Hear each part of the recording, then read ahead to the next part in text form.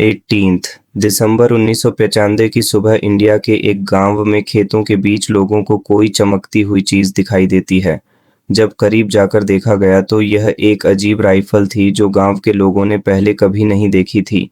अभी वह लोग इसी कशमकश में थे कि खेतों के बीच यह राइफल कहाँ से आई है। उन्हें 35 और राइफल्स दूर बिखरी हुई दिखाई थी। बात फैल गई, पूरा गांव जमा हो गया और पुलिस भी मौके पर आ पहुंची। मामला तब संगीन हो गया जब पास मौजूद एक तालाब में से टैंक तबाह करने वाले ग्रेनेड भी बरामद हुए। यह वाकया इंडियन स्टेट वेस्ट बंगाल में मौजूद पुरुलिया डिस्ट्रिक्ट में पेश आया था, जहां आसमान से गिरने वाले वेपन्स का मामला आज तक एक मिस्ट्री बना हुआ है। एमएचबी ऑफिशियल टीवी की वीडियोस में एक बार फिर से खुशामदीद नाजरीन। जब पुलिस ने आसपास के इलाके को अच्छी तरह छान मारा तो कुछ ऑलिव ग्रीन कलर के टूटे हुए बक्से भी मिले जो एक पैराशूट के साथ बंधे हुए थे। इलाके से टोटल 3 ऐसे बक्से और पैराशूट बरामद हुए, पर अभी तक पुलिस यह बात समझने से कासिर थी कि यहाँ यह पैराशूट किसने और क्यों गिराए थे। देखते ही देखते बात इस हद तक बढ़ गई कि आर्मी भी मैदान में आ गई।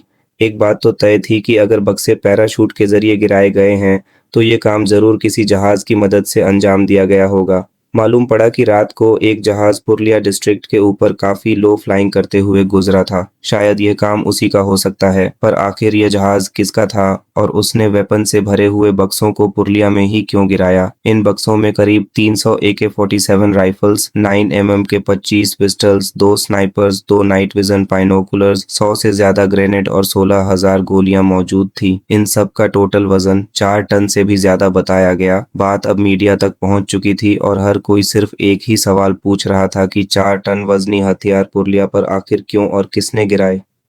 इन्वेस्टिगेशन हुई। एक दिन पुराने फ्लाइट लॉग्स देखे गए जिससे मालूम पड़ा कि एक लेटियन एयर का एंटोनॉफ N-26 जहाज जो पाकिस्तान के शहर कराची से टेक ऑन ऑफ हुआ था, इंडिया के शहर वाराणसी से होता हुआ वेस्ट बंगाल में पुरुलिया के ठीक उसी जगह से गुजरा जहां ये वेपन्स मिले थे और फिर कोलकाता के ऊपर से होता हुआ इंडियन एयर स्पेस से एग्जिट हो गया।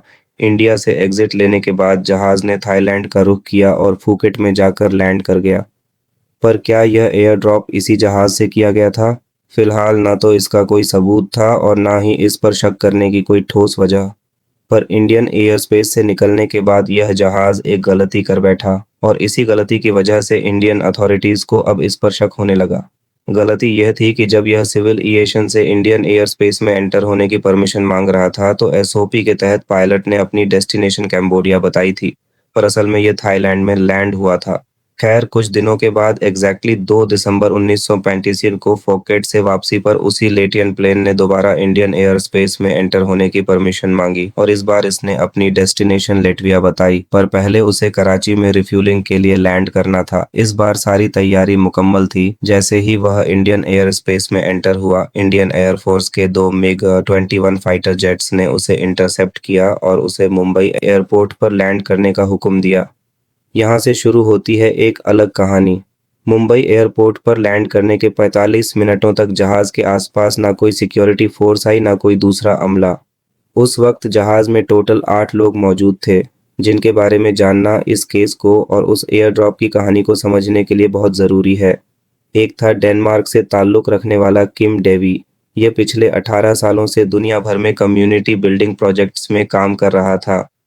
इसने ग्वाटेमाला में काम किया था, रशिया में किया और आपके सरप्राइज के लिए बताता चलूं कि इसने इंडिया की पुरुलिया डिस्ट्रिक्ट में कुछ एग्रीकल्चर प्रोजेक्ट्स पर भी काम किया था।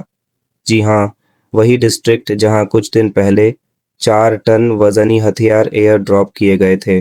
दूसरा शख्स जिसका नाम पीटर ब्लीच बताया गया वो यूके का सिटीजन था। यह पहले यूके की स्पेशल एयर सर्विस ग्रुप का मेंबर और एलर्ट मिलिट्री यूनिट का सोल्जर था।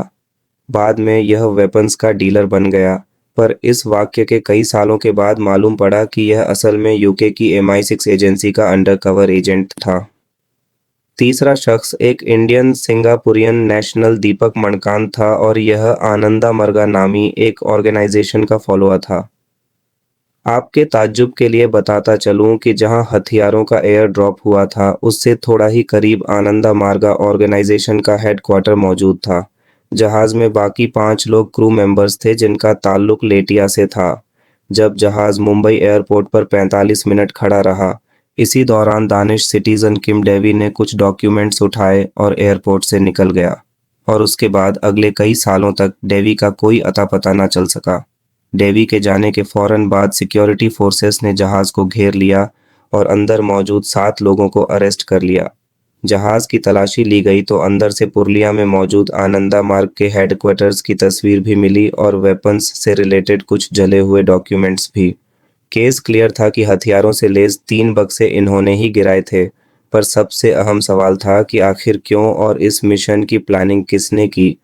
पीटर बिलिच ने दौरान इन्वेस्टिगेशन बताया कि वह वेपन्स का डीलर है और उसको यह आर्डर डेवी ने दिया कि बुल्गारिया से वेपन्स का एक कंसाइनमेंट अरेंज करना है, पर उसको ये बताया गया था कि यह हथियार बांग्लादेशी मिलिट्री इस्तेमाल करेगी। पीटर बिलिच का कहना था कि उसको शक हुआ था कि शायद ये हथियार इल्लीगल काम में इस्तेमाल हो सकते हैं और उसने इसके बारे में यूके इंटेलिजेंस एजेंसी को इन्फॉर्म भी किया, पर हायर ऑफिशियल्स ने उसे कहा कि अपना काम जारी रखो। यहाँ पर यह सवाल पैदा होता है कि अगर यह हथियार बांग्लादेशी मिलिट्री को वाकई इस्तेमाल करने थे तो इन्हें एयर ड्रॉप करने की क्या ज़रूरत थी, और वह भी इंडियन डिस्ट्रिक्ट पुरुलिया के ऊपर। इसकी असल वजह तो अभी तक एक मिस्ट्री है, पर बीबीसी की इन्वेस्टिगेशन में यह बात सामने आई कि यह हथियार आनंदा मार्गा ऑर्गेनाइजेशन के लिए गिराए गए थे। डेवी, जो जहाज से भाग गया था, बाद में सीबीआई ने उसको इंडिया मंगाने के लिए इंटरपोल से कांटेक्ट किया और मालूम पड़ा कि वह डेनमार्क में मौजूद है।